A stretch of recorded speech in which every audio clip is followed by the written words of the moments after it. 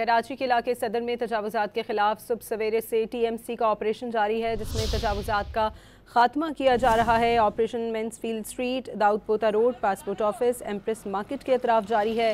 Hotels के बाहर तजावुज़ात का खात्मा कर दिया गया है। शाहराहों पर रखी तजावुज़ात भी जब्त कर ली गई हैं। मज़ीद तफसीलात हासिल करेंगे डॉन न्यूज़ के नुमाइंदे आसिम खान से।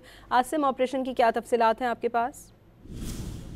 यह सदर में मेंसफील्ड पर एम्बुलेंस लाइन बनने के बाद रोजाना की बुनियाद पर ऑपरेशन जारी है और आज भी सदर में TMC सदर का जो है एक बड़ा ऑपरेशन जारी है, जिसमें मुतादिद तजावुज़ात पे न सिर्फ खात्मा किया गया बल्कि जो है कई तजावुज़ात जब्त कर ली गई, जिसमें ठेले पसारे और दीगर कच्ची पक्की जो तजावुज़ात थी उनका खात्मा किया गया है। Operation in charge